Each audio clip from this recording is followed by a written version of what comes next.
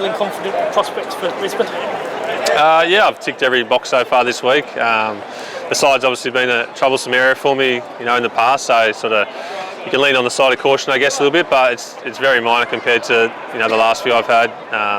Obviously got Scotty there who does a fantastic job every time he plays. So I guess that sort of makes a little bit the decision easier sometimes. You sort of got to be pretty much 100% to play, and if not, Scotty's there to go. So yeah, it makes it a bit easier. Pat said you and he sort of looked at it during the Perth test, and you were aware that if you push through it, it could add weeks to the possibility of how long it take to come back. Yeah, exactly right. I think I've probably done that in the past. I remember the time in quarantine before the Ashes, I probably pushed it for quite a while, and then the time against the West Indies, I think it was in Perth. I think Pat did his quad and we had to bowl a few more overs, so it sort of feels every over you bowl in that situation sort of adds another few days every time. So yeah, lucky enough to be able to pull up a little bit earlier than scheduled. So yeah, it feels very minor, and this week has felt pretty good so far.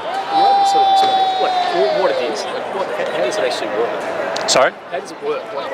Just a side strain of sorts? Yeah, it's not necessarily your typical side strains, which I've had a couple in my career. You run in and bowl one ball and you just grab your hat and you're off and you're out for 6 weeks. That's not that sort of side strain. It's from sort of repetitive use, and I've got not much room in that side between the bottom rib and the hip. So yeah, it's been a bit of it's caused me a lot of trouble, I guess, over the last few years. But perfect prep this year and played the Shield game and ticked all that off, and I was very happy where I was, and it sort of still happened. So I was a little bit pretty annoyed there for a few days, but there was plenty of meetings and stuff from CA's point of view, and physios, doctors, all that stuff. So we'll come up with a few options and see if we can stop it from happening again. A day or two before the test, bowling at a reasonable clip out in the middle. A, how close were you to actually playing? And B, was the tight turnaround between tests a factor in the thinking there? Between here and Brisbane? Yeah, yes and no. I think if this was the last test of the summer, I could have potentially ran the gauntlet and played. I think I would have been in a pretty bad state by the end of the game, even though it was only a short. Just wasn't quite right, I don't think. Only bowled off maybe 3/4 that day, and then bowled again day one, and we'll bowl again tomorrow. So yeah, tomorrow's a sort of big day and 2 spells and all that sort of stuff, and tick a few boxes. Josh, were you a bit surprised to be the starting point for a discussion about how united or otherwise the team was? Yeah, a little bit surprised. Walking out of that press conference was, I thought nothing of it. It was a normal one for me, and yeah, I was pretty surprised how things ended up. But I think obviously the dead air there for a while was 10 days between games is something to talk about. But yeah, I think that stuff's all done now. On that turnaround, Josh, did the longer turnaround help you all just to decompress after that defeat? And on the flip side, having got a big win here, does the shorter turnaround maybe help you carry that into Brisbane momentum? I think you can make those arguments with a less experienced team. I think we've played enough cricket now, at this level. We've been together for a long time now, and ups and downs, and whether it lasts 10 days or 3 days, I don't think that really worries this sort of team. But I think I definitely see that point, with a young, inexperienced team, and so long between games after a heavy loss could cause some issues. But I think this team's very level and stays relaxed pretty well. A couple of years ago, you had a similar situation heading into Boxing Day. It was a touch and go, and you made the call at the last minute. Do you feel that experience, does that experience shape what your decision could be this time around at all? If it is really close, that you will make that call again? Yeah, I think with history with this one, I think I'm very well aware of the area and how the feelings are and what sort of pain it is and how I can get through sessions and what that means. So I'm very experienced with this one, and I guess that makes my decisions a little bit easier, and I know what I can get through and what I can't, and if I'm ready or not. So yeah, I guess that experience is the positive in this regard. Yeah. Is it a good trend for the bowling group that you've kept India down basically 3 innings out of 4, and the other one was probably just from a short turnaround in the game? Yeah, I think so. I think you can take a lot of confidence from those innings, 3 out of 4 as you mentioned. Scores are typically low here in the pink ball games, although we got a decent score. But yeah, I think the further you go into the series, you start to get those matchups and who's on top of who and vice versa. And yeah, I think it's definitely a positive. Yeah. Was there anything that raised your eyebrows during the first test around the way India celebrated wickets? No, I don't think so. They're a passionate team.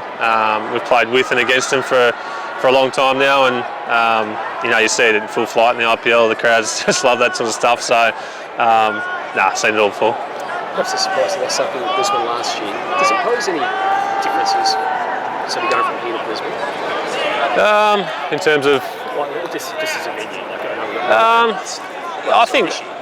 Yeah, I think we always play pretty well in Brizzy. I think the last test was obviously pink balls, a little bit different up there. The pink ball gets quite soft in Brisbane quite early on, with the wicket being quite hard. Doesn't have that thatchy grass that we see here at Adelaide. So back to the red ball there, which I think suits us. We obviously haven't won recently up there, but I guess it's a place we like to play. It suits our guys. Again, it's an experienced team, so we've all been there before a lot of times. Yeah, it's probably more just the time difference, the going from day-night, sleeping in, your sleeping patterns, getting that adjusted, so getting back on track. Just wanted to you guys and Coley, is it a situation where you've faced him so often, it's almost like he knows where you're going to try to bowl, you know where he's going to try to hit or not hit, and it's just a case of whether the conditions vary it or whatnot? Yeah, I think it just comes down to who executes well on the day, whether he leaves you well until the ball gets soft or someone else comes on the bowls and doesn't bowl quite well enough.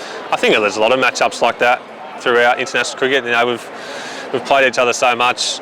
If you've been around for 10 years, you pretty much know each other inside and out. And again, it's all about execution. You can plan all you want, but just nailing that area when you're bowling and leaving well and playing the right shots when you're batting. So it's very small things all the time. Is it with him in particular? Is it just I suppose important to be patient in that sort of fifth, sixth sort of stump corridor, not trying to attack the stumps too much? Yeah, I think there's different players in different teams, and there's some players you have to be really patient with, and there's other players who sort of come at you, so you can, you don't have to be as patient and you don't have to stick there as long, but they're dangerous because they can score. So I don't think batters are probably as patient as they were 10 years ago. They like to feel that bat on ball more, and we've seen that the way England play and even players in the Indian team with Pant and Reddy and guys like that. So it's a very case by case when you're bowling at a player. You mentioned Scotty at the beginning. Do you just sit back and admire what he's able to do when he comes in? Obviously it's been a couple of summers since he's played at home. Comes in, but easily have had a wicket first ball in both innings. Do you just sit back and watch that with admiration? I do, yeah. It's I think just the admiration is he just sticks to his guns. He does his job. He doesn't try and be anyone else. Whether he's playing for Victoria or Australia, it's the same thing. It's the same areas. We've seen him take multiple wickets in overs. So I think once he gets on a roll, it's just bang, bang, bang. And in these conditions, pink ball on the lights, there's not many better. You've been through a few of these side issues before. Tomorrow when you do your session, is it how you hit top speed, or is it being able to come back after a spell? What's the sort of things that you know that you're right to go? Yeah, a bit of both, really. I think the session will be right. I think it'll be how I pull up in the 24 hours following it, really. So it's just that repetitive, obviously 2 spells, makes a big difference of cooling down pretty much fully and then going again in the same day, and the intensity's got to be right up there as well. So a few boxes to tick tomorrow, but again, it's probably the 24 hours that follow. Pulling up again the next day and thinking, yep, I'd be right to go again if I had to. How's Nate going with his workloads after he's over? Actually shook my hand earlier and said, I had the same week as you. I said, no, I actually bowled out of the day. So I think I did more than him. You play with Siraj at RCB? Yep. Yeah. What's he like as a teammate and a guy behind the scenes, just giving you seen a certain side of him this week? No, he's great. I really enjoyed my time at RCB with Siraj. He's probably the leader of the attack there to a degree, and he loves he's another one who's a bit like Virat, very passionate. Goes with the flow of the game, gets the crowd up, all that sort of stuff.